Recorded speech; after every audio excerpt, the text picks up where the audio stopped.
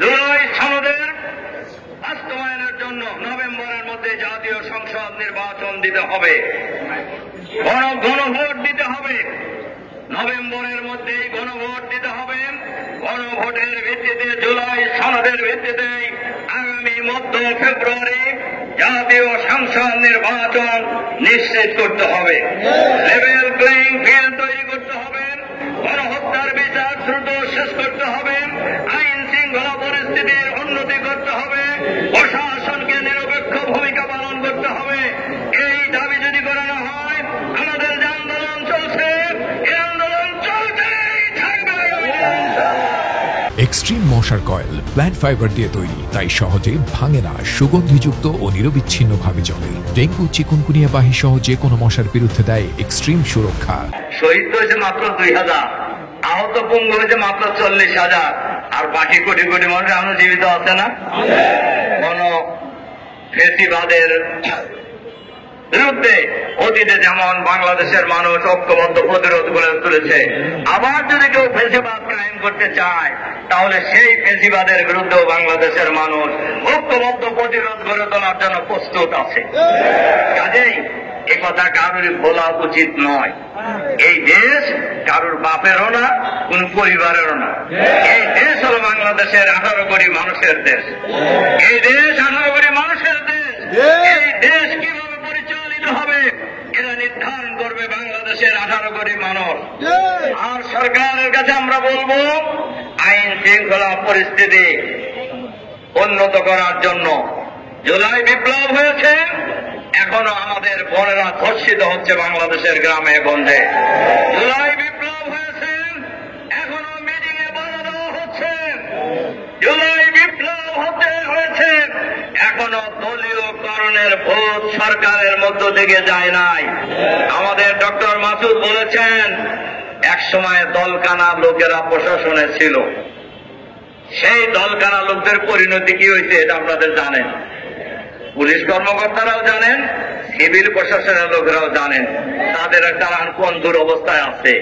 আবারও যদি এই দলীয়করণের চিন্তায় আপনারা ব্যস্ত হয়ে যান, আমাদের কাছে খবর আছে কোন কোন জেলার ডিসি কোন সিদ্ধান্ত নেওয়ার আগে ওই জেলার এক নেতাকে জিজ্ঞাসা করে সবাই চাপ দিতেছে, আমি এখন কি করব। আপনার তো ডিসি থাকাই উচিত না, ডিসি থাকা উচিত নয়, আপনার সচিব থাকার যোগ্যতা নেই, আপনার উপদেষ্টা থাকার কোন অধিকার নেই। আপনারা দলবাজি করার জন্য এখানে এসেছেন। দলবাজি করলে আমাদের মতো রাজপথে নেমে আসে। দলবাজি করার ইচ্ছা যদি কোনো উপদেষ্টা থাকে, দলবাজি করার ইচ্ছা যদি কোনো সচিবের থাকে, দলবাজি করার ইচ্ছা যদি কোনো নির্বাচন কমিশনারের থাকে, দলবাজি করার ইচ্ছা যদি কোনো পুলিশ কর্মকর্তা থাকে, তাহলে রিজাইন করে আমাদের সাথে রাস্তায় আসেন। কত বড় বাহাদুর আপনি, কত পাকা রাজনীতিবিদ, তখন আমরা দেখাবো। কিন্তু সরকারের অফিসে থেকে একটা দলের পক্ষে কাজ করবেন আর বাংলাদেশের মানুষ বুঝে বুঝে আঙ্গুল চুষবে, এরা মনে করার কোন কারণ নেই। বাংলাদেশের মানুষ এখন যথেষ্ট সচেতন। সবারই বোঝা উচিত, ঢাকা বিশ্ববিদ্যালয়ে নির্বাচনের আগে একজন টকশোতে একজন সিনিয়র নেতাকে জিজ্ঞাসা করছেন যে ভাই আর 3 দিন পরে তো, মানে উপস্থাপক জিজ্ঞাসা করছেন যার 3 দিন পরে তো ডাকসু নির্বাচন, কি বুঝতেছেন?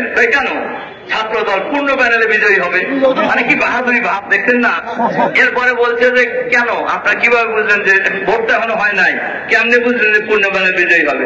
ছাত্র দল ছাড়া মানুষ আর কাক ভোট দিবে, মানে কি জমিদারি ভাব আর কি, মানে মানুষ বাধ্য ওনাদেরকে ভোট দিতে। ওই দিন শেষ হয়ে গেছে ভাইরা আমার।